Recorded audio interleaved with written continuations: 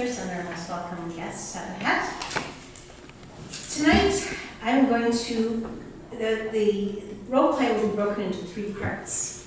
The first part is to explain the process of what we're going to be demonstrating in the role play. The next will be the role play, and lastly, we will have a discussion amongst the role player, myself, and the rest of the audience. So if you see anything, make note of it that you think we could have improved on, something that worked well, or something that you will try the next time you have an interpersonal communication. So this particular interpersonal communication is on asserting yourself effectively. There are 4 steps to doing this process, which we will demonstrate in our role play. The first step is to state the problem and be very specific about what the problem is. The second part is to explain your feelings about how this problem is affecting you personally. In this case, how it's affecting me. Then to specify a solution that you would like to see happen. And lastly, to describe the consequences if this solution is not undertaken. There's 4 tips for employing these techniques. The first one is to be timely. You don't want to let something fester and grow and continue to be a problem until you finally just can't take it anymore. So as soon as the problem is affecting you, you want to communicate that in a very timely fashion. The next is to be direct. And I don't seem to have any problem doing that in my normal life, but some people do have a problem with being very direct and specific about what the issue is. Being pleasant and also being calm, so not losing your temper, smiling, and making the person not feel defensive.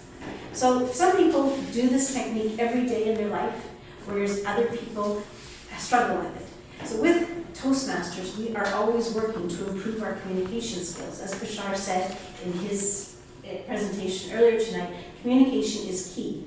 And so we're not just learning about how to present ourselves in a speech, we are learning about how to communicate effectively. So in this particular role play, again, it's on asserting yourself effectively. And my role play partner will be Lynn Marchand, who is going to join me, and the scenario tonight will be I am the club coach, and Lynn is the president of the club that is to be coached. And for people who don't know, a club qualifies for a coach when their membership drops below 10 members. And the club is clearly struggling with basically all of the aspects of a well-run club. They're struggling with programming. They're struggling with attendance, with executive roles being fulfilled. They're struggling with their promotion and also with their membership, keeping members engaged and keeping members enjoying the program and helping them to be productive in the program and get what they need from the club. When a club has a choice, Toastmasters will appoint a club coach. The club doesn't necessarily have a choice of who their club coach will be. The Toastmasters, the club growth director, will appoint a club coach.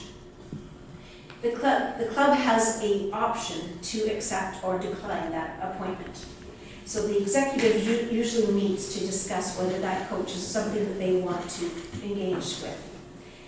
So the club, by taking on a coach, and think of this as yourself, if you are going to a gym and you choose to take on a personal coach, what are your expectations of that coach?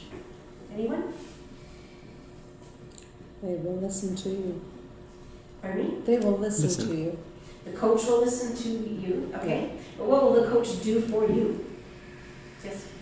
The coach will help you get to your desired outcome. Great.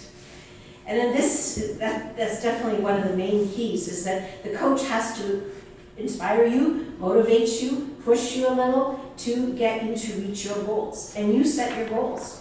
But also Toastmasters International sets some goals as well, in that a club has to have more than 8 members to be viable.